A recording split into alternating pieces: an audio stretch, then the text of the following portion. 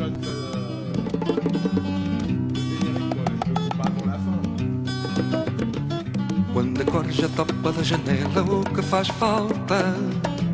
Quando o pão que comes sabe a merda, o que faz falta? O que faz falta é avisar a malta, o que faz falta? O que faz falta é avisar a malta, o que faz falta? O que faz falta é avisar a malta, o que faz falta?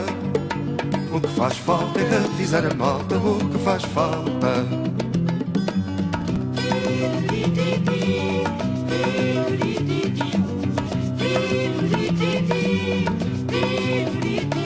Quando nunca a noite foi dormida, o que faz falta? Quando a raiva nunca foi vencida, o que faz falta? O que faz falta é animar a malta, o que faz falta? O que faz falta é acordar a malta, o que faz falta? O que faz falta é animar a malta, o que faz falta? O que faz falta é acordar a malta, o que faz falta?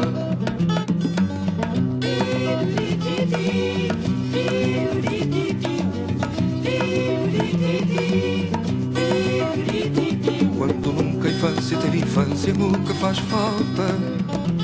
Quando sabes que vai haver dança, o que faz falta? O que faz falta é animar a malta, o que faz falta? O que faz falta é empurrar a malta, o que faz falta? O que faz falta é animar a malta, o que faz falta? O que faz falta é empurrar a malta, o que faz falta?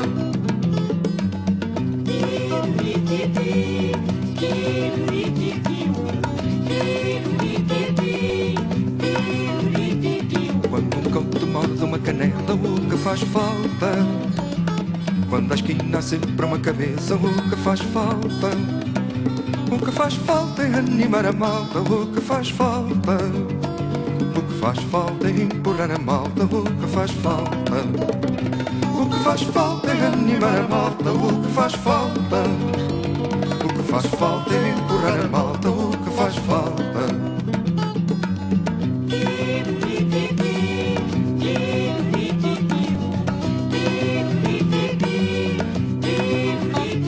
Quando um homem dorme na valeta, o que faz falta? Quando dizem que isto é tudo treta, o que faz falta? O que faz falta é agitar a malta, o que faz falta? O que faz falta é libertar a malta, o que faz falta? O que faz falta é agitar a malta, o que faz falta? O que faz falta é libertar a malta, o que faz falta?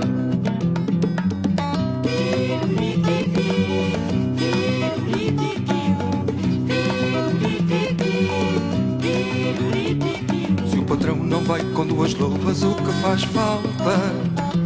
Se o fascista conspira na sombra, o que faz falta? O que faz falta é avisar a malta. Et bonjour, chères auditrices et chers auditeurs, vous êtes à l'écoute de Radio Doc, directement de Moissac, partout dans le monde. Vous pouvez nous écouter sur Internet, à Montauban sur 88.5 et à Moissac 88.5 et à Montauban 94.2. Vous pouvez nous appeler si vous avez des questions sur le 05 63 04 40 15. Et aujourd'hui, c'est un jour très très spécial pour nous. On a invité un antenne qui nous tient vraiment à cœur et qui nous a donné ce plaisir de partager avec nous toute sa sagesse, parce que c'est beaucoup plus que de la connaissance. On a avec nous quelqu'un qui est diplômé de médecine chinoise, qui exerce un cabinet en tant que médecin depuis 30 ans. Il fait beaucoup de stages. Avant que j'oublie, je vous donne après de suite son site pour que vous puissiez visiter. Je dis bonjour à Popa qui est toujours avec nous en train de faire son super travail. Bonjour oui, Popa. Bonjour Elder. Et on a aussi avec nous Samuel, un stagiaire. Bonjour Samuel, il n'est pas à côté d'un micro, mais s'il veut, il peut nous dire bonjour. Bonjour. Et bonjour Samuel. Et c'est vraiment un grand plaisir, je ne dirais pas trop, de dire que la personne qu'on va avoir aujourd'hui, c'est pour moi personnellement une référence dans ce que c'est la sagesse de vivre et dans ce que c'est la compréhension du corps, de la santé, de la longévité. C'est quelqu'un avec qui j'apprends énormément et je ne pourrais pas vous mettre en mots l'honneur que c'est pour moi de l'interviewer aujourd'hui et de l'avoir avec nous. Je vais lui dire bonjour Jean Pellissier, bienvenue à notre émission. Ben écoutez, oui, bonjour, et c'est un plaisir partagé parce que chaque fois qu'on peut expliquer justement, en résumé, que le corps n'a pas été construit pour tomber malade, mais pour s'auto-guérir en permanence, et quand on touche donc à ce domaine de la prévention en médecine chinoise, c'est un domaine qui me touche à cœur et qui est absolument passionnant et qui est très très peu enseigné en Occident. Et donc, une fois de plus, merci de m'avoir invité. C'est nous que vous remercions, Jean Pellissier, vraiment, vraiment. Donc, vous avez commencé pour ce que c'est vraiment quelque chose que je peux dire presque que j'ai appris avec vous, c'est que le corps, il n'a pas été conçu pour tomber malade, mais nous, on a un peu du mal à remplacer la vieille croyance de qu'on est venu sur la planète pour souffrir. Donc, on a le plaisir de pouvoir vous poser des questions. Moi, j'ai lu presque tous les ouvrages que vous avez écrits. Secret centenaire, Zhonglu, prévention des cancers, ou le grand jeu de la vie, et puis tout le reste, oui. Et notre émission La vie devant soi, elle a eu dans une émission précédente aussi le plaisir d'offrir publiquement les livres que vous nous avez fait cadeau. Donc, vous êtes déjà connu et vous êtes déjà quelqu'un qui nous apporte beaucoup à notre radio et à notre émission. Et si on prend ce départ, donc en tant que pratiquant de médecine chinoise, en tant que médecin, et surtout de ce que je connais de vous, vous êtes quelqu'un qui vit d'accord ce que vous enseignez, que c'est assez rare aussi. Vous avez dit, donc là-bas, c'est le corps n'est pas été construit pour tomber malade. Donc voilà, si vous... Oui. Dites-moi. Ouais. Donc à partir de là, qu'est-ce que vous avez envie, juste pour nous ouvrir l'appétit de nous dire? Si vous voulez, en médecine chinoise, il y a deux grandes parties. Il y a l'aspect effectivement, comment dire, médical, où on est aussi bien acupuncteur, pharmacologue, psychothérapeute, diététicien, chiropracteur, etc. Si vous voulez, c'est une fois que l'on a une pathologie et qu'on a des signaux d'alarme qui vont générer une pathologie, eh bien, on a affaire donc à nous. Mais il y a une deuxième partie, c'est qu'une fois qu'on a régulé la personne, qu'on a aidé son corps plutôt à s'auto-guérir, on va lui apprendre à ne surtout pas retomber dans ses travers. Et donc, il y a un terme générique comme cela en médecine chinoise qui s'appelle Yang Cheng Fa. Yang Cheng Fa, ce sont les méthodes de prévention. Et dans la médecine chinoise traditionnelle ancienne, c'était enseigné avant la médecine elle-même. C'est-à-dire que tout basiquement, eh bien, on apprenait aux gens à ne pas tomber malade. Alors là, évidemment, il y a pas mal de choses qui sont pas en contradiction du tout, mais qui ne sont pas enseignées en Occident. Et en gros, s'il y avait une trilogie à mettre en pratique dans ces méthodes de prévention, ça serait d'abord tout ce qui touche au mouvement, à la respiration, à la relaxation, au qigong, au sommeil, à la sexualité. La deuxième partie, c'est tout ce qui touche à la diététique, avec deux grands volets au niveau de la diététique, ce que l'on mange, et puis aussi la façon de boire qui est extrêmement importante, on verra peut-être plus tard. Et puis là, le troisième triptyque, en gros, c'est la gestion des émotions. Et là aussi, c'est un domaine fondamental que l'on approfondit donc en médecine chinoise et que nous sommes tenus d'enseigner à nos patients. Donc en gros, on peut concevoir que c'est tout ce domaine-là qui fait partie de la prévention. Voilà. Donc si on commence, donc j'ai bien pris note des trois piliers fondamentaux que je comprends très très bien. Si on parle du mouvement, donc qu'est-ce qu'on pourrait dire à l'audience pour qu'ils comprennent mieux ce pilier du mouvement que vous avez parlé du corps, du qigong? Le mouvement est très simple. D'abord, il est comment dire, il est sous-tendu par l'obligation d'apprendre à respirer.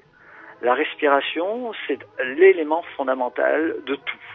À la limite, il y a un axiome de base que j'aime bien répéter, c'est que on ne vit que parce que l'on pense, que parce que l'on respire et parce que l'on mange. nos pensées, si vous voulez, peuvent nous tuer. Progressivement, petit à petit, on peut se créer pas à pas, ou un cancer, ou une dépression qui ne raccourcit l'espérance de vie, mais ça demande du temps, ça demande plusieurs mois, plusieurs années. Arrêtez de manger complètement, eh bien, vous pouvez encore vivre 7-8 jours. Arrêtez de respirer, c'est 3-4 minutes. C'est-à-dire que c'est peut-être la chose la plus importante, et c'est tellement évident qu'on ne nous l'apprend jamais. Et donc, la première chose, c'est d'apprendre à respirer, la fameuse respiration par le ventre, consciente. Et notre maître nous disait que, comme cela, on devait respirer 200 à 300 fois en pleine conscience tout au long d'une journée. Sachant quand même qu'on respire entre 13 et 14 ou 15 000 fois en respiration inconsciente dans une journée.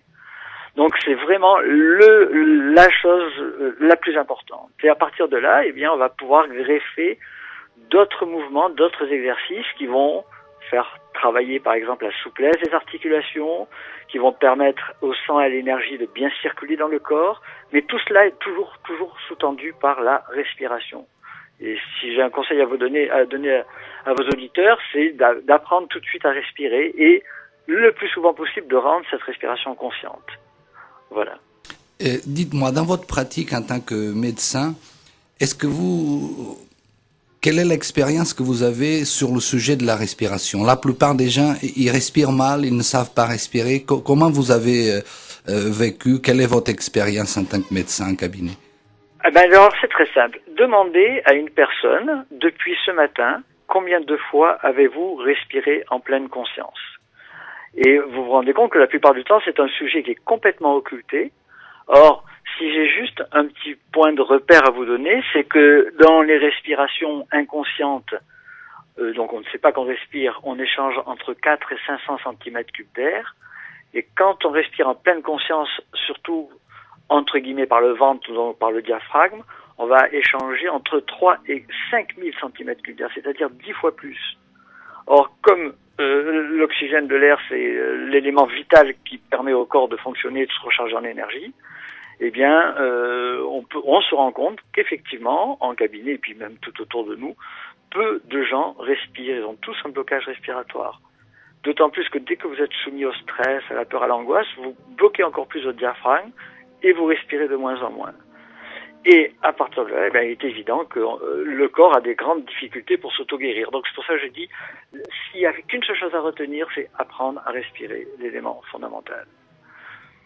Et quand vous dites que ce changement, donc quand on respire de façon inconsciente, donc on échange 400 cm3 d'air, et dès qu'on donc qu'est-ce qu'on pourrait dire pour cette respiration consciente? C'est juste observer la respiration, c'est ça? C'est pas observer, c'est la rendre consciente dans le sens où quand vous allez inspirer, vous allez sortir le ventre en avant, c'est-à-dire que le diaphragme descend, et quand vous allez expirer, souffler, eh bien vous allez rentrer le ventre, du coup le diaphragme remonte, et c'est ce mouvement du diaphragme, ce déblocage du diaphragme, qui fait que progressivement, eh bien de semaine en semaine de pratique, vous allez carrément doubler votre capacité respiratoire. Et quand vous le faites en pleine conscience, eh bien, sur le moment, vous amenez énormément d'énergie dans le corps. Or, sur le moment même, le corps n'a peut-être pas besoin d'autant d'énergie. Eh bien, il va le mettre en réserve dans une batterie. On a une batterie comme ça qui est située au niveau de l'énergie des reins. Et c'est cette mise en réserve progressive qui fait que, progressivement, eh bien, notre corps est de nouveau capable de s'adapter à notre environnement et notre corps est de nouveau capable, tout au moins, est sur le chemin de l'autorégulation, donc de l'auto-guérison en permanence. Ouais. Alors, si on parle de cette fameuse batterie que vous venez de nous faire prendre conscience, est-ce que c'est un peu à l'image, par exemple, d'un ordinateur ou d'un portable? Quand elle est déchargée, notre corps, il est plus faible. Oui, absolument. Alors, si vous voulez, cette batterie des reins, cette batterie qui est située au niveau de l'énergie des reins, pour nous, en médecine chinoise, il y a au niveau occidental, il y a une définition qui est un peu restrictive, ce sont les défenses immunitaires. Mais pour nous, en médecine chinoise, ça va bien des simples défenses immunitaires, des simples globules blancs, etc. C'est avant tout l'immense capacité d'adaptation de l'organisme et l'immense possibilité d'auto-guérison de l'organisme. Or, si vous voulez, cette batterie, en gros, les gens trop souvent essayent de se la recharger par 1 ou 2 semaines de vacances, etc., etc. Or, on apprend, nous, en médecine chinoise, que cette batterie, elle doit se recharger tout au long d'une journée. Et c'est tout au long d'une journée qu'on doit mettre en pratique, mais sans obligatoirement, en vivant une vie totalement normale, je veux dire.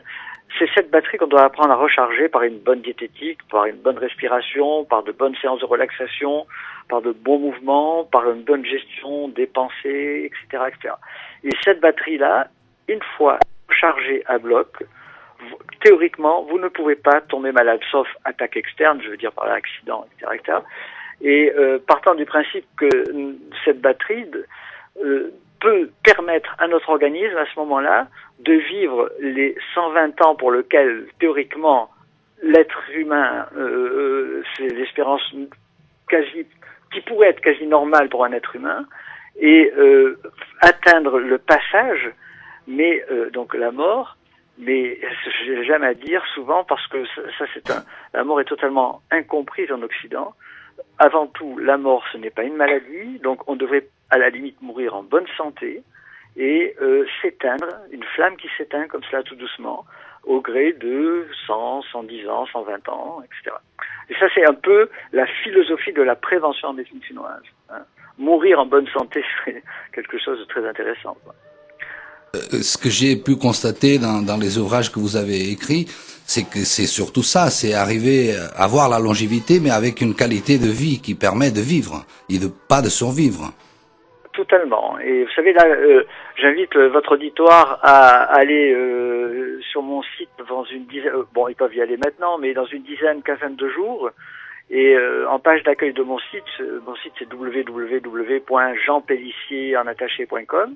Je vais mettre une conférence en ligne que j'avais faite sur la prévention de l'Alzheimer à Paris.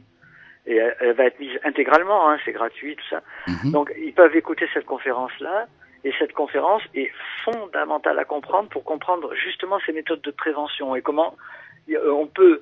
vous savez, voilà, en Occident, on nous a fait croire tout le temps qu'on était des effets et non pas des causes. C'est-à-dire que si tu as une sinusite, c'est parce qu'il y a des pollens. Si tu as Alzheimer, c'est parce que ton grand-père, ta grand-mère avait aussi d'Alzheimer, etc. C'est complètement faux quand on connaît la médecine chinoise. C'est nous qui nous créons pas à pas, par méconnaissance, c'est pas de notre faute pour ceux qui n'ont pas la connaissance, nos pathologies. Et on peut totalement, et je dis bien totalement, prévenir, entre autres, par exemple, cette pathologie qui va être de plus en plus endémique, et on va avoir de plus en plus de personnes atteintes par cette fameuse maladie d'Alzheimer, de sénilité précoce, ou même pas si précoce que ça, quoi. Oui, voilà. Alors, si je prends, pour pouvoir avancer pas à pas, y donner un sens à notre interview, si je prends ce qu'on vient de vous écouter, c'est-à-dire bien respirer au niveau ventral, respirer en pleine conscience, c'est une façon de recharger la batterie des reins. Complètement. Alors, et en plus, une façon directe, hein, entre parenthèses, c'est-à-dire que vous mettez, c'est comme une prise directe avec son environnement. Il faut bien imaginer que l'oxygène de l'air va venir, c'est de l'énergie pure qui va venir recharger votre corps. Oui. Alors, je vous pose une question qui pour moi est très pertinente. Quand vous recevez les gens en cabinet et vous l'expliquez, la respiration, l'importance, les bienfaits, on constate que même comme ça, les gens après, ils ont quand même du mal à mettre en œuvre ce mouvement de respirer en conscience et de travailler un peu sur la respiration. Vous avez tout à fait raison, et d'ailleurs, ils rigolent quand je leur dis, je leur apprends, je mets à peu près 30 secondes à 1 minute pour leur apprendre, et je leur dis, vous savez, vous allez mettre 1 an pour le pratiquer. C'est-à-dire que on est pris dans une certaine mouvance de vie qui fait que on connaît, on sait ce qu'il faut faire, mais on a des difficultés de passage à l'acte, on oublie, et puis après, de temps en temps, on le remet en œuvre. Et pour que ça devienne vraiment une compétence, comment dire, inconsciente, c'est-à-dire qu'on se rend même plus compte qu'on respire en pleine conscience, eh bien, il faut à peu près 1 an et de pratique régulière. Donc, c'est vrai que c'est la répétition, là, qui va faire que, on va progressivement. Alors, oui, voilà, donc c'est pas C'est très simple à comprendre, mais c'est très long à mettre en œuvre. Et Jean Pellissier, qu'est-ce que vous utilisez comme mécanisme ou approche pour motiver les gens à se mettre dans la démarche? Parce que je suis bien d'accord avec vous que la difficulté, c'est de donner ce premier pas, de se mettre dans le mouvement. Alors, quelle est votre expérience? Alors, en gros, si vous voulez, quand on fait un diagnostic, c'est-à-dire que quand on fait le tour des symptômes, signaux d'alarme que peut avoir la personne, on va cibler tout de suite sur ce qui va procurer chez elle le résultat les plus rapides. Par exemple, quand on voit qu'une personne a pris du poids de façon anormale, mais que cette personne, elle peut perdre son poids du jour au lendemain, elle peut gagner ou perdre 1 ou 2 kilos, on va pas du tout cibler sur sa diététique en tant qu'alimentaire, mais on va cibler sur sa façon de boire, par exemple. Et il y a une règle fondamentale en médecine chinoise dans les méthodes de prévention qui dit qu'on ne devrait pas boire plus que 1 litre de liquide tout compris dans la journée, à condition de boire en petite quantité fractionnée, jamais un gros bol d'un seul coup, donc pas se faire piéger le matin au petit déjeuner, et d'éviter de boire pendant les repas. Cette simple règle ciblée par rapport à la personne qu'on a devant nous, eh bien, suffit à lui faire réguler son poids en l'espace de 4, 5, 6 mois. Elle va perdre 5, 6, 7 kilos, mais qu'elle ne reprendra jamais, parce que c'est pas un régime, c'est juste une règle d'hygiène de vie. Et voilà un exemple. D'autres, on va effectivement cibler sur la respiration, parce qu'on sait qu'elle est en apnée, on lui fait dire, voilà, regardez, vous respirez même plus. C'est, entre autres, par exemple, la dangerosité de l'ordinateur ou des tablettes, etc., c'est qu'on est penché en avant et qu'on oublie de respirer. Après, c'est normal d'être fatigué, on n'a pas assez d'énergie, quoi. Hein. Je fais juste une parenthèse pour ceux qui veulent, sur le site de Jean Pellissier, il y a aussi, vous pouvez acheter, il y a un programme en CD sur la hydratation, c'est vraiment quelque chose de très très intéressant. Oui, et même avant d'acheter, carrément qu'ils aillent sur mon site, et il y a un lien qui vous amène sur YouTube pour pouvoir écouter une conférence complète que j'avais mise sur l'hydratation. Quand ils écoutent déjà cette conférence complète, là, et ben, ça va vraiment les interpeller. Il y a plus de 40, 50 000 personnes qui ont écouté cette conférence, et j'ai une personne qui a pu dire, qui a pu dire pas le contraire, mais s'opposer à cela. Hein. Il faut pas oublier que l'arabe dans le désert, eh bien, j'étais à Djanet à un moment avec les Touaregs, eh ben, ils boivent pas plus qu'un litre, 1 litre 2, 1 litre 3 dans la journée, alors qu'il fait 40 degrés, sauf qu'ils boivent que du thé vert chaud en petite quantité fractionnée. Il y a plein de raisons pour cela, et c'est ce que j'explique d'ailleurs dans cette conférence-là. Mm-hmm. Mais je reviens, si vous me permettez, sur ce qui vraiment, je trouve, même dans ma pratique professionnelle, c'est le plus difficile. Une chose que je vois qui est toujours difficile, c'est comment aider la personne à être disciplinée, dans le sens de pouvoir se discipliner pour faire attention à ce qu'elle boit, comment elle respire, comment elle mange, cette discipline de faire de ça une pratique journalière. Bon, alors, je pourrais vous répondre à plusieurs niveaux.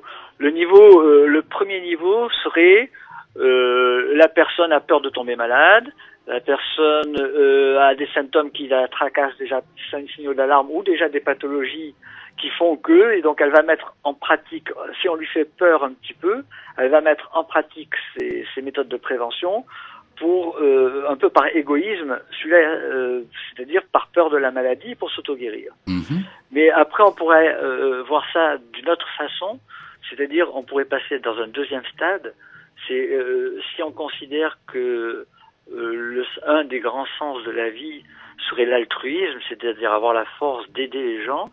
Et bien pour aider les gens, il faut en avoir soi-même la puissance et la force. Et donc, vous savez, c'est un peu les deux facettes yin-yang.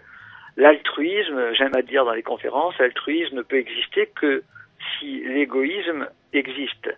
C'est un peu l'opposé de l'altruisme. Mais l'égoïsme, c'est pas un égoïsme hypocondriaque, etc. C'est un égoïsme qu'on appelle salvateur. Mmh. C'est tout simplement, on met en pratique certaines règles d'hygiène de vie pour avoir une grande force à l'intérieur de soi.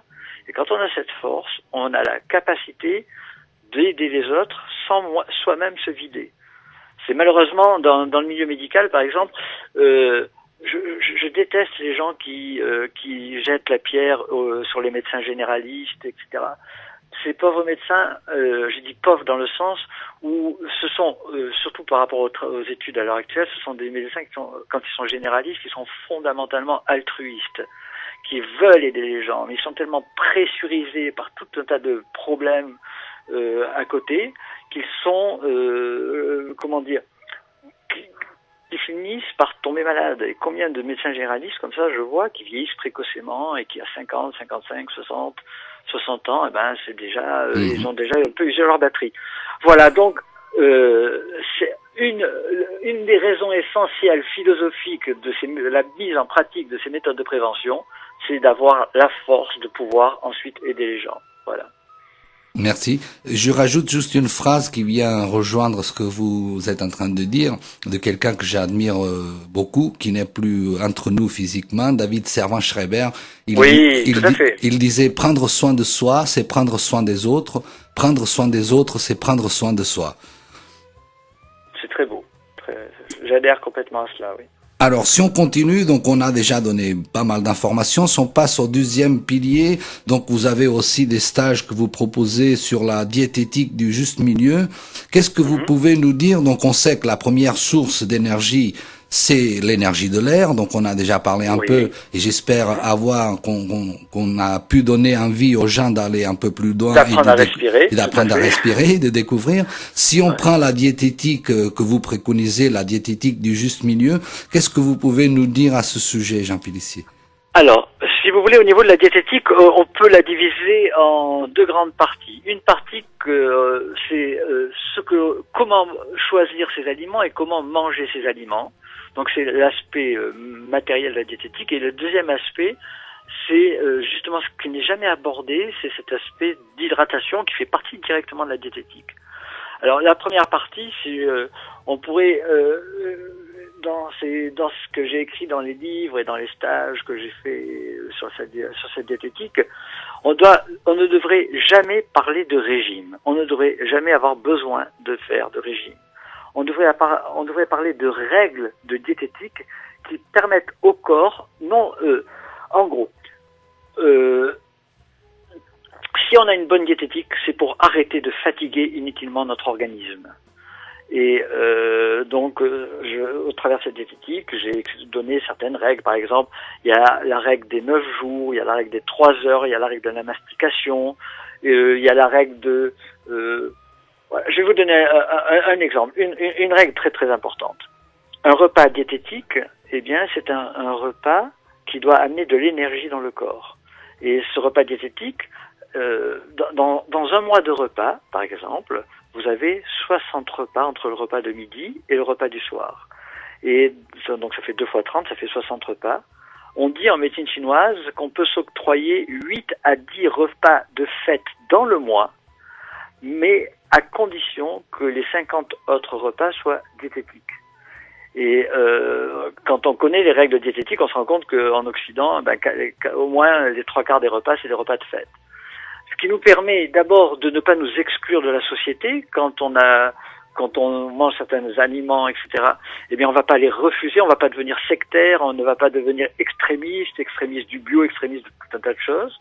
Mais dans la vie quotidienne, dans les repas quotidiens qu'on retrouve très souvent quand on va dans toutes les familles traditionnelles, que ce soit en Inde, en Afrique,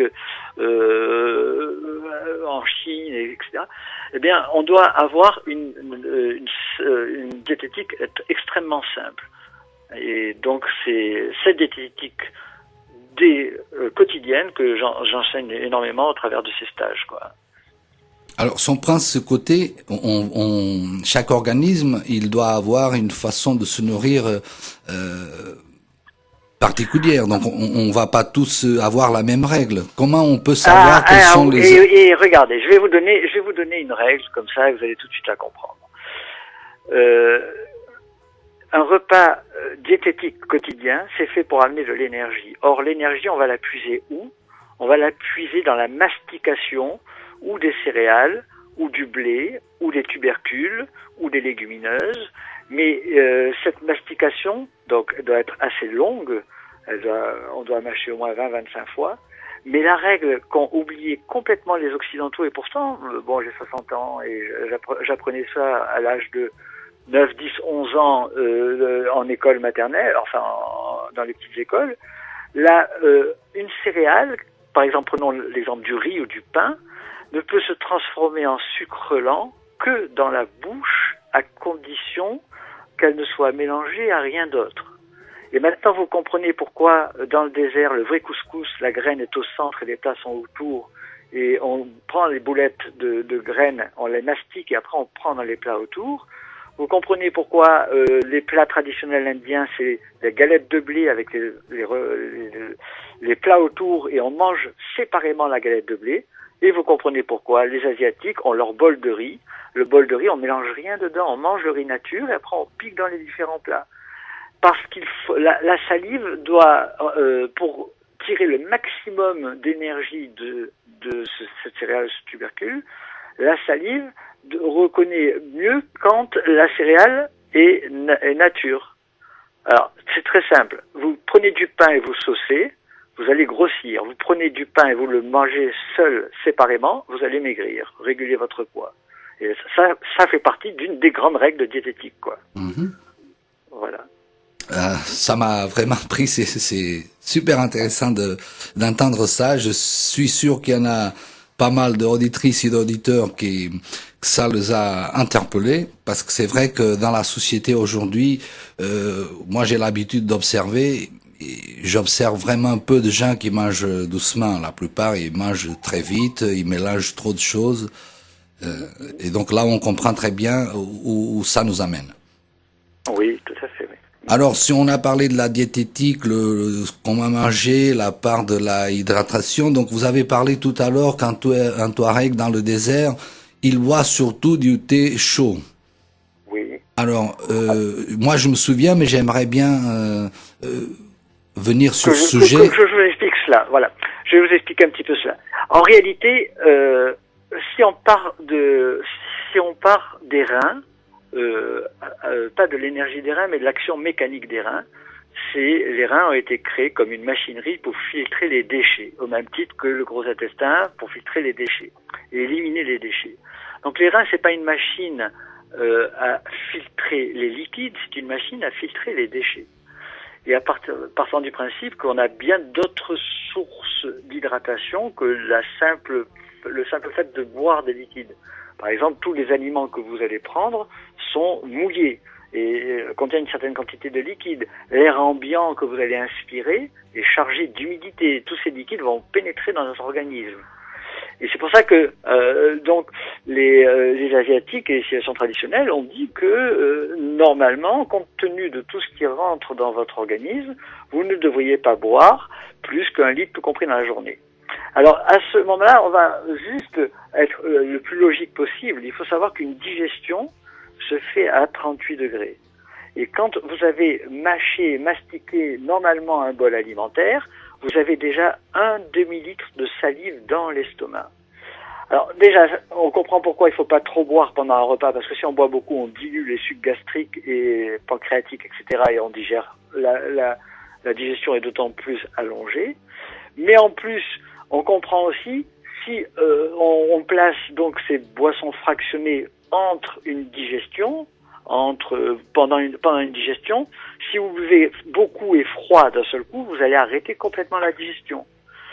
C'est pour ça que toutes les peuplades traditionnelles ont toujours bu tiède ou chaud. Et c'est pour ça que lorsque on va un peu plus loin dans la compréhension de la diététique, le thé, pas les thés indiens, darjeeling, himalayen, qui sont pas adaptés à notre climat tempéré, parce que ces thés-là sont adaptés qu'au climat chaud et humide. C'est pour ça que les thés chinois, qui sont vraiment deviennent la boisson universelle. Et quand on les boit, quand on les prend en petites quantités fractionnées et régulièrement dans la journée. Et du coup, on ne fatigue pas nos reins. Et du coup, on n'a pas de prise de poids. Notre corps se régule de façon tout à fait normale. J'aime à dire que on ne devrait jamais avoir soif. La soif, c'est ou un facteur de trop tard, c'est qu'on est resté peut-être 2-3 heures sans boire, ou alors un facteur de chaleur interne, comme on peut avoir au niveau du diabète, etc., qui génère donc des symptômes de fausse soif. Voilà. Une personne, j'ai quelqu'un qui m'a parlé de quelque chose de concret. Je sais pas si vous pouvez m'apporter de la lumière sur le sujet, mais il y a un ami à moi qui me dit que dernièrement il se lève toujours. Donc les mots qu'il a utilisés, il dit qu'il se lève toujours avec la bouche pâteuse. Alors ça veut dire que il y a trop d'amas d'aliments qui sont restés dans l'estomac, qui n'ont pas été digérés, et ça génère de la chaleur-humidité, et cette chaleur-humidité va déclencher le phénomène de soif. Là, c'est comme je vous le disais tout à l'heure, c'est de la fausse soif, dans le sens où c'est une soif de chaleur interne. Et d'ailleurs, cette personne-là, elle se rendra compte que plus elle boit, plus elle a soif. Et ça fait un vrai cercle vicieux, quoi. Et du coup, ça fatigue, et sa langue, elle va être de plus en plus blanche, de plus en plus épaisse, et ainsi de suite, quoi. Oui.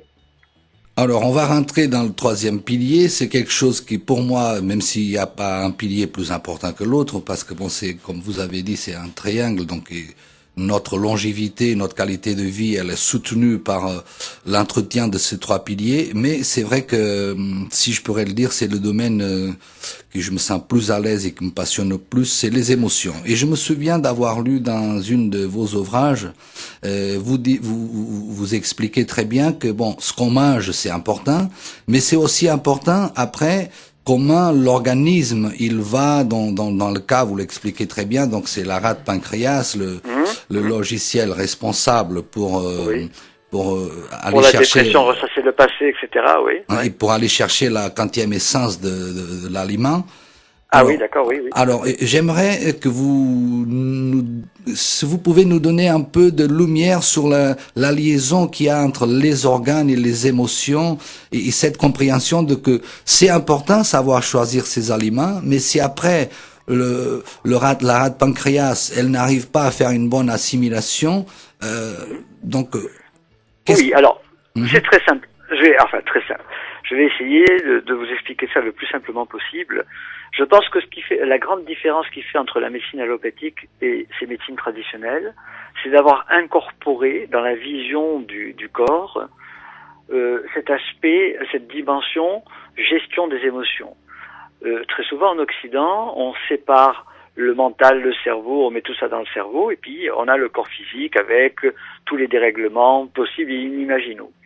Et donc, la médecine chinoise va aller un peu plus loin et va expliquer que, par exemple, on a 5 familles d'organes, que sont le foie, le poumon, la rate, le cœur et les reins, et à chacun de ces familles d'organes, que j'ai appelé logiciel organe, en prenant un peu un exemple sur un ordinateur, correspond des émotions particulières.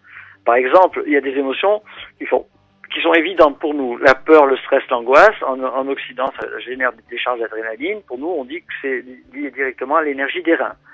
On va dire que la colère est à mettre en relation avec le foie. Quelqu'un qui est alcoolique ou qui a une alimentation trop riche et tout, va avoir un foie tendu, et quand il a un foie tendu, va être coléreux, il va être tendu, nerveux, que ce soit une colère extériorisée ou intériorisée. Les poumons, par exemple, vont gouverner ce que l'on appelle la tristesse. Et c'est une émotion qui peut être dévastatrice pour le corps, parce que quand un deuil n'a pas été fait depuis fort longtemps, cette tristesse va générer des stagnations au niveau du poumon, qui est la source même de la captation de l'énergie de l'air, donc de l'oxygène. Et donc à partir de là, il est évident qu'on a de moins en moins d'énergie, de plus en plus fragile aux pathologies externes. Après, on va dire que la rate pancréas, elle, gouverne ressasser le passé, la dépression. Par exemple, on peut comprendre que quelqu'un qui mange trop de sucre rapide, ce qui est un peu le grand déséquilibre de la diététique occidentale, va déséquilibrer sa rate pancréas, et donc plus que quelqu'un d'autre va être enclin à avoir des profils de prédépression, de dépressif. Donc et le cœur, en médecine chinoise, qui est le cœur, ce qu'on appelle empereur, l'organe le plus important, eh bien, lui va gouverner la joie, mais la vraie joie intérieure, etc., etc. Et donc, on va pouvoir comprendre dans notre diagnostic que tel ou tel type de profil émotionnel est issu d'un déséquilibre interne, quand il est excessif, ce profil émotionnel, est issu d'un déséquilibre interne organique, mais à l'inverse, être soumis en permanence à des émotions extrêmes, et quand on ne peut pas s'y adapter parce qu'on a l'énergie des reins trop faible, eh bien, cela va déséquilibrer l'organe auquel ça appartient. Par exemple, si vous êtes en permanence soumis au stress, à la peur et à l'angoisse, progressivement, vous allez déséquilibrer l'énergie de vos reins, et quand l'énergie des reins est déséquilibrée, ça va générer une baisse de la batterie des reins, ça va générer des problèmes de lombalgie, de sciatique, de problèmes de prostate, tout cela lié à cette mauvaise gestion du stress. C'est comme ça qu'on conçoit un peu les émotions au travers des enseignements de la médecine chinoise. Mhm. Alors, si on continue dans cette ligne, à votre avis, quelle est, comme ça, qu'est-ce qu'on peut faire d'entrée pour commencer à gérer mieux ses émotions? Alors, pour faire un résumé de résumé, oui. Il faudrait commencer à apprendre à vivre en pleine conscience chaque instant présent. Parce que du coup, il faut savoir qu'une émotion, attention, il faut bien comprendre une chose, on ne doit pas devenir des êtres émotionnels, c'est-à-dire sans émotion. Alors, par rapport à ce que je viens de vous dire, une émotion, j'aurais pu parler de la même chose des saveurs, des 5 saveurs ou des 5 couleurs, etc. Une émotion, quand elle est normale, eh bien, nourrit l'organe auquel elle appartient. Il était très bien que en attendant votre coup de téléphone, j'ai un tout petit peu de peur et de stress et d'angoisse, mais qui disparaît tout de suite après, une fois qu'on commence à parler. Et donc, la règle, c'est que l'émotion auquel appartient l'organe nourrit l'organe. Par contre, c'est là où ça devient dangereux, c'est quand c'est toujours une même émotion qui prédomine par rapport aux 4 autres émotions, par exemple toujours la colère qui prédomine ou toujours la tristesse, parce que du coup là, oui, on va vers des pathologies. Et l'autre chose qui est très dangereuse pour le corps, c'est quand une émotion est trop violente d'un seul coup. Une peur peut vous faire blanchir les cheveux du jour au lendemain, une très, très grande peur. Une très grosse colère, c'est comme un volcan qui peut faire péter les plombs au niveau du cerveau et puis générer un problème d'AVC, d'accident vasculaire cérébral, etc., etc. Donc, quand on décide de mettre une vraie politique de gestion des émotions, au départ, il va falloir apprendre à vivre en pleine conscience chaque instant présent. Or, ça s'apprend petit à petit par un tas de techniques que l'on met en œuvre tout au long de la journée, qui font qu'on sait ce que l'on fait au moment où on le fait. Alors, une émotion, c'est quoi? Une émotion, on en est on va écrire le scénario, le scénariste, on est le metteur en scène et on est l'acteur de cette émotion. Et donc, on peut considérer, par exemple, une colère qui va commencer, il y a toujours une première image avant la deuxième, troisième, quatrième image. Et vivre en pleine conscience chaque instant présent nous permet de nous arrêter à la première image et de ne pas faire exploser la marmite et de ne pas aller plus loin. Mais voilà, mais ça s'apprend, c'est loin à apprendre, tout au moins, il faut en être conscient. Et puis voilà, et puis petit à petit, changer. On change pas, par rapport aux émotions, on peut au niveau de la diététique et tout ça, changer rapidement. Au niveau des émotions, ça demande plus de temps. Mais il faut toujours remettre le travail en place, et puis comme ça, progressivement, on devient un peu ce que vous pourrez appeler zen. C'est-à-dire, on se met de temps en temps un peu en colère, on est triste de temps en temps, on a des angoisses de temps en temps, mais tout ça, c'est linéaire, et ça ne prend pas des tournures excessives, quoi. Voilà. Et vous êtes en train de donner une clé que je trouve vraiment, vraiment importante. Il y en a pas mal de gens, en tout cas les gens avec qui je me croise, que me disent assez souvent qu'ils ont presque l'envie d'être tout le temps dans la joie. Et ce que vous êtes en train de nous apprendre, c'est que ça, ce n'est pas bon. Donc la tristesse, quand quelqu'un est triste, il a du mal à accepter sa tristesse. Alors écoutez-moi. Voilà, là, vous touchez un point très important. Parce qu'il y a joie et joie. La joie et l'excitation, par exemple, d'un but marqué à un match de foot. La joie et l'excitation qu'on peut avoir quand on est au Club Med ou dans d'autres endroits qui ne sont pas la vie normale, je veux dire. La joie que l'on peut avoir quand on gagne au loto et tout, ce sont des joies qui sont excessives, pathologiques, et quand elles sont répétitives, peuvent carrément entraîner un infarctus ou mettre en déséquilibre le cœur, l'énergie du cœur. Par contre, la joie dont on parle, nous, en médecine chinoise, qui appartient au cœur, c'est tout simplement le bonheur de l'instant présent, quel que soit l'endroit où on se trouve. C'est cette joie-là dont on parle, et pas de la joie excessive, forcée, pourquoi pas, ou irréaliste qui fait que on se déséquilibre complètement à cause de cela. Voilà. Ok, et donc c'est très bien, j'ai bien compris. Il y a l'autre côté que j'aimerais bien vous entendre aussi donner votre avis, c'est les gens ils sont inquiets quand ils ont des moments de tristesse, on va dire l'automne ou l'hiver, si on prenait une saison. Mais ce que vous êtes en train de nous expliquer, c'est que toutes les émotions ils sont importantes. Toutes les émotions sont importantes. Et quand je vous parle, je vais vous donner un exemple. Quand je parle d'autorégulation de l'organisme par rapport aux émotions, quand votre énergie des reins est très puissante, quand votre batterie est rechargée, eh bien, quand vous avez par exemple des situations où vous commencez à avoir le foie un peu tendu, le foie c'est la colère, eh bien, spontanément, votre organisme va vous mettre dans des situations qui va calmer la colère, et ce qui calme la colère, c'est la tristesse. Hein.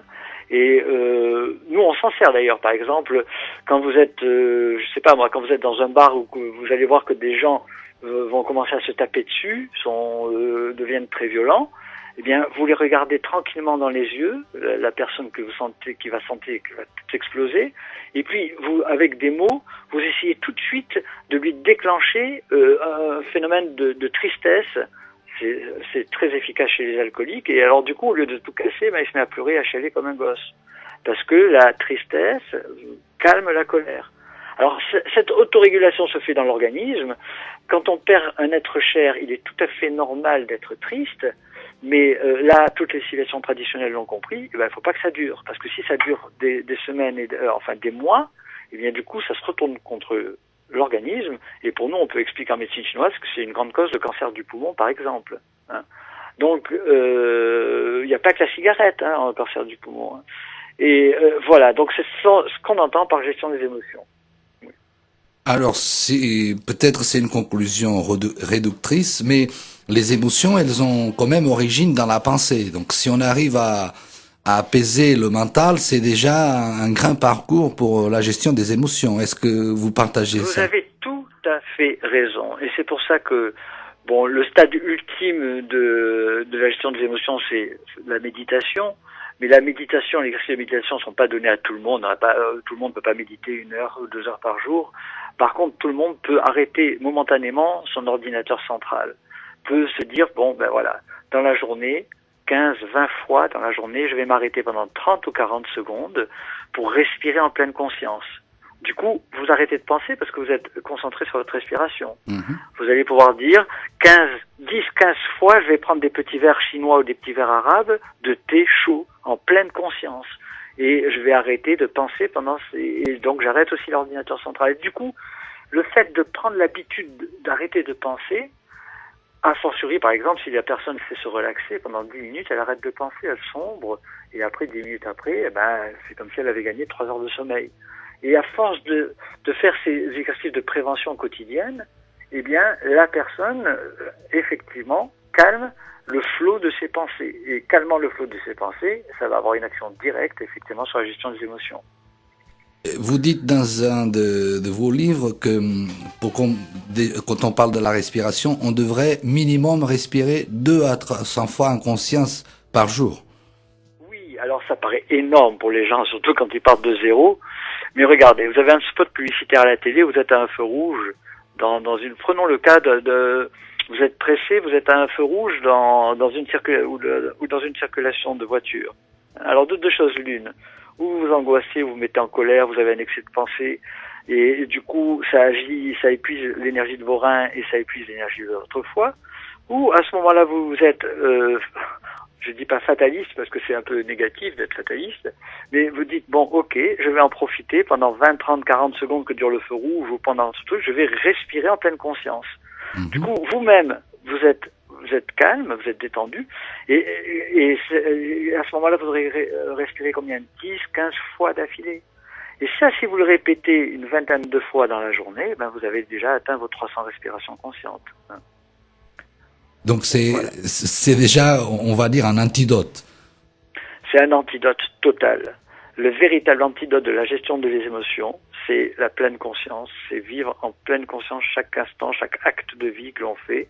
On est là, on le fait, et on évite qu'il soit automatique. Et du coup, c'est là aussi un des grands accès au bonheur, quoi. Au bonheur, c'est-à-dire savoir ce que l'on fait au moment où on le fait. Ouais.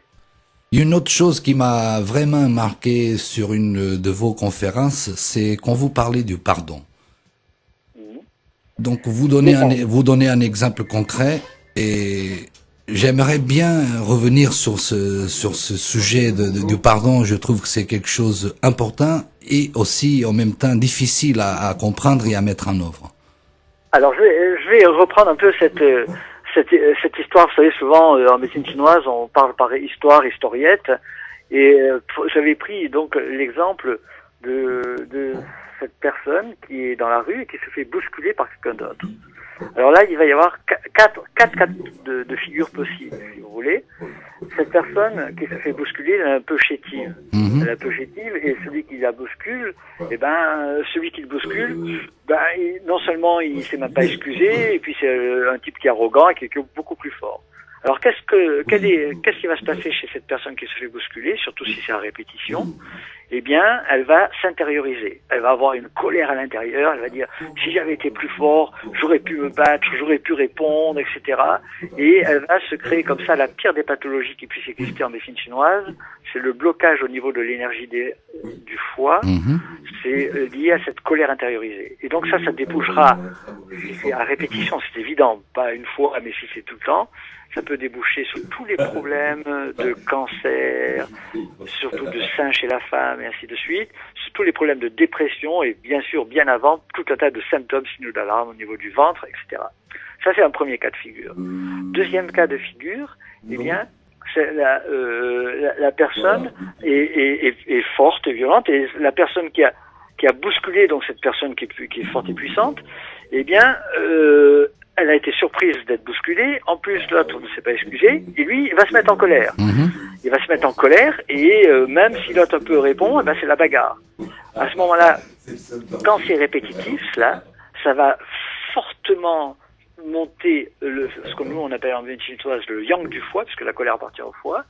Et cette personne, eh ben, 5, 10, 15 ans après, se déclenche des hypertensions artérielles, des problèmes d'accidents vasculaires cérébraux, etc., ou des maladies cardiaques. Après une grosse colère, pof, ça pète les plombs de tous les côtés. Alors ça, c'est pas bon non plus. Alors il y a une troisième voie. La personne vous bouscule et vous passez votre chemin. Pourquoi? Parce que vous avez déjà appris, et c'est ce qu'on apprend dans toutes les civilisations traditionnelles et dans toutes les religions, vous avez appris à pardonner. Vous avez pardonné à cette personne, mais vous avez pardonné parce qu'il y a trois raisons. Trois raisons pour ce pardon. D'abord, en tant qu'égoïsme salvateur. Égoïsme salvateur, c'est-à-dire, vous avez pardonné comme ça, vous savez qu'il faut pardonner pour votre bien-être intérieur. Ensuite, peut-être que la personne qui vous a bousculé n'a pas fait exprès. Et donc, du coup, vous avez eu raison de lui pardonner. Ou alors, une troisième raison, vous savez qu'elle a fait quand même exprès, mais vous savez, dans toutes les philosophies traditionnelles, on sait aussi que quand quelqu'un fait sciemment, volontairement, en permanence du mal à quelqu'un, qu'on le veuille ou non, et c'est plus notre problème, ça se retournera contre lui. Donc, il y a tout un aspect philosophique de vie qui fait que le pardon est un véritable médicament. Et si on sait jongler avec ce médicament, eh bien, ça nous met à l'abri de quasiment 80% des pathologies internes, parce que c'est toutes ces colères intériorisées qui génèrent des stagnations et des blocages, ou extériorisés qui font monter la tension et qui vont déclencher donc moult pathologies. Oui. Et dites-moi, Jean Pélissier, dans votre pratique, pourquoi vous trouvez que c'est tellement difficile pour l'être humain de pardonner? Même si ce que vous venez d'expliquer, c'est très clair, mais... peut-être qu'on leur a jamais appris, tout simplement. Donc c'est si peut-être... D'accord. Par un peu si on leur fait d'ignorance. toucher du doigt, si on leur fait toucher du doigt la nocivité de certaines émotions à répétition, eh bien, peut-être que ils vont. C'est toujours pareil, c'est la répétition qui font que petit à petit, eh ben, ils vont devenir. C'est peut-être un des grands sens de la vie. Un des grands sens de la vie, c'est justement d'apprendre. La vie, elle ne termine pas à 60 ans, 70 ans, 80 ans. Hein. Et on apprend tout le temps, et puis à force de répétition, ça devient instinctif, on pardonne tout de suite, et puis c'est fini, quoi. Donc ça devient aussi facile de pardonner une fois qu'on a pris l'habitude que avant de ne pas avoir accès au pardon. Tout à fait. Et puis je pourrais même vous dire mieux, c'est que les situations où vous êtes enclin à générer un pardon, ce sont des situations que vous avez créées en tant que, c'est un peu compliqué peut-être je veux dire, que réception de la situation. C'est-à-dire que si vous êtes toujours nerveux, coléreux, etc., vous allez avoir un entourage de gens qui vont être tendus, nerveux, coléreux et qui vont vous mettre dans des situations où vous serez amené à répondre. Et donc, mais si vous, de vous-même, vous êtes totalement zen, vous verrez que de moins en moins, vous aurez ce type de situation qui sera amené à ce que vous soyez obligé de pardonner, quoi. Hein, voilà. Et vous m'avez donné justement ce que j'avais besoin pour vous poser la prochaine question. C'est un thème qu'aujourd'hui il est un peu à la mode, c'est quand on parle de la loi de l'attraction. Et j'aimerais que nos auditrices et nos auditeurs et moi-même, on puisse boire de votre vision sur la loi de l'attraction.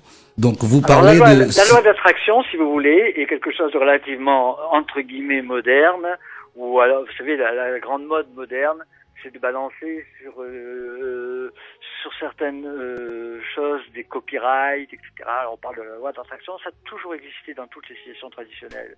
Quand vous lisez la Bible, quand vous lisez le Coran, quand vous lisez la Torah, vous voyez très bien qu'à chaque fois on vous explique que vous recevez que ce que vous émettez. Et en médecine chinoise, si vous écoutez, si vous avez l'occasion sur mon site d'écouter la conférence Un sourire pour guérir, qui est directement en page d'accueil de mon site, eh bien, vous allez comprendre que ce que vous émettez, vous recevez. Mais ça va très loin parce que quand on va traiter quelqu'un, on va émettre une énergie de guérison et on va recevoir en retour le bonheur de guérir la personne, au moins d'aider la personne à s'auto-guérir. Hein. Par contre, à l'inverse, si vous émettez toujours de la colère et de la violence, ben vous allez recevoir de la colère et de la violence. Hein. Mais ça, c'est pas besoin de parler de l'attraction pour le comprendre, il suffit de voir comment fonctionnent les gens autour de nous. Hein. Et c'est évident que si plus vous allez avoir peur, plus vous allez avoir mettre de sonneries d'alarme et de trucs chez vous, plus vous avez peur d'être volé, plus facilement vous serez volé. Hein. Et plus vous aurez de problèmes de ce côté-là. Donc, il faut comprendre, et ça a toujours existé, et c'est un des fondamentaux aussi de la médecine chinoise, que vous recevez ce que vous émettez. Hein. Voilà. Donc, même si ça n'appartient pas trop au domaine de la médecine chinoise, j'aimerais quand même vous poser la question, parce que la loi de l'attraction, aujourd'hui, on s'en sert beaucoup, surtout au niveau commercial, pour vendre des livres et des trucs. Il parle de la loi de l'attraction au niveau de l'argent. Donc, il y a 3 ou 4 inquiétudes de l'humanité. L'argent, c'est une énergie que l'humanité, elle a encore du mal à voir l'argent comme énergie. Moi, je sais, parce que les derniers stages que vous proposez, l'argent généré par ce stage, il va pour une association que vous sponsorisez, je pense que je peux le dire comme ça. Et donc, dans ma compréhension de ce que je connais de vous, vous avez bien compris que l'argent, c'est une énergie. Alors, qu'est-ce que, avec la sagesse que vous avez vraiment, qu'est-ce que vous pouvez dire aux gens qui sont tout le temps en train de se plaindre, qui n'ont jamais assez d'argent? Oui. Ben écoute, à partir du moment où ils voyagent un peu, ou même ils regardent dans leur quartier, il y a des gens extrêmement pauvres qui ont juste ce dont ils ont besoin pour dormir et qu'ils ne peuvent pas se payer leur tablette, etc. Et pourtant, vous regardez leur visage, ils sont heureux, souriants, et ils ont tout le bonheur du monde qu'ils génèrent autour d'eux, en eux, et on a vraiment envie de les prendre dans les bras et de les serrer. Alors que d'autres personnes qui ont tout, qui ont même thésaurisé de l'argent, parce que avoir de l'argent, c'est pas du tout un malheur, au contraire, mais c'est après ce qu'on fait de cet argent. Si on le fait tourner, si on n'est pas dépendant de cela, si on peut en avoir et puis toujours être aussi heureux quand on n'en a pas, etc. Donc là, c'est une bonne chose. Mais par contre, si on thésaurise en permanence, là, ça devient un petit peu délicat au niveau philosophie de vie. Et malheureusement, pas malheureusement, il n'y a pas d'heureux ou malheureux là-dedans, mais ceux qui ont ce profil-là, il leur arrivera toujours des problèmes au niveau financier. Mhm. Toujours, ils vont tomber malades parce qu'après ils font des dépressions et ainsi de suite. Donc, vous avez raison en disant que l'argent c'est une énergie, mais c'est pas une fin en soi, c'est évident. Oui, je suis bien d'accord. Donc, on est presque à la fin de l'émission. Je vais donner le temps qui reste à Poupa parce qu'il a une question vraiment pertinente qu'il a depuis toujours. Et là, il a l'opportunité de vous la poser directement. Et je pense qu'il a lu aussi votre ouvrage, mais je vais ouvrir le micro. Oh, il va l'ouvrir pour Voilà. lui-même. Alors oui, je m'intéresse beaucoup à la médecine chinoise depuis un certain temps, et quelque chose qui m'a toujours surpris, c'est le conseil qu'on donne de la non-éjaculation, de retenir son éjaculation de manière à pas dépenser d'énergie. Alors c'est quelque chose qui m'interpelle parce que comme à la fois en médecine chinoise on dit qu'il faut pas que les fluides stagnent, et donc c'est le côté paradoxal qu'il y a à ça. Alors, bon, il faudrait que vous me réinvitiez à une émission totale là pour en parler parce que ce serait un petit peu long. Mais en gros, c'est vrai que la sexualité est un des domaines fondamentaux des méthodes de prévention en médecine chinoise. Sans aller dans les arcanes de l'injaculation, qui est donc la rétention séminale que prônent aussi bien les Indiens, les Arabes dans les textes anciens que les Chinois dans les textes taoïstes, eh bien, on peut considérer que une explosion en permanence, le sperme en médecine chinoise s'appelle le liquide d'or, D''O', ça veut bien dire ce que ça veut dire. C'est-à-dire que quand on l'émet en excès, eh bien, on finit par épuiser totalement l'énergie de ses reins et vieillir précocement. Ce qui n'a strictement rien à voir. En gros, il y a deux types de sexualité dans les textes traditionnels. Il y a la sexualité pour la procréation et la sexualité qui est le rapport amoureux entre deux êtres, quel qu'il soit. Et à partir de là, ce deuxième aspect de la sexualité, eh bien, on peut petit à petit, sans radicalisme aucun, au bout de plusieurs mois de pratique, mettre certaines choses en œuvre. Alors, vous avez raison, les gens qui mettre ça en œuvre en ayant lu un bouquin juste et en essayant de faire de la rétention séminale pure, sans savoir quoi faire de cette énergie accumulée, vont, pourquoi pas, momentanément se trouver avec des douleurs de bas-ventre, etc. Donc après, ils éjaculent et puis ça se termine.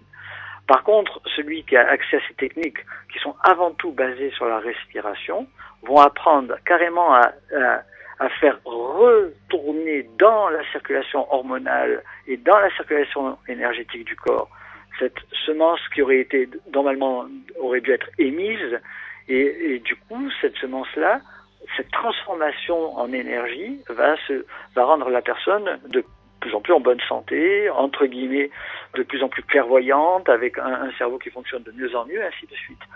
Donc voilà, donc vous avez raison quant à cette première étape qui serait un peu profane pour les profanes, cette stagnation, rétention.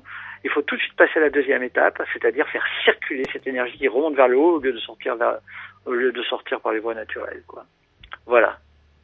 Bah, merci pour la réponse, c'est très clair. Je vous remercie. Et en fin d'émission, j'aurai sûrement beaucoup d'autres questions, mais je tiens qu'à vous remercier de tout mon cœur pour le temps que vous nous avez donné, tout ce que vous nous avez apporté, et surtout, Jean Pélissier, votre sagesse et votre simplicité qui m'a toujours inspiré. J'espère que vous continuez encore dans votre chemin pour au moins 50 ans de plus. C'est très gentil à vous, et puis on essaiera de se revoir au détour d'un chemin, et puis aucun problème. Ça sera un grand plaisir. Merci infiniment d'avoir été avec nous. Au revoir, Jean Pélissier. Merci, c'est très gentil. Merci, au revoir. au revoir. Au revoir, merci, au revoir. Et chères auditrices, chers auditeurs, je vous dis au revoir, et comme toujours, je vous dis soyez vous-même. À bientôt. Au revoir.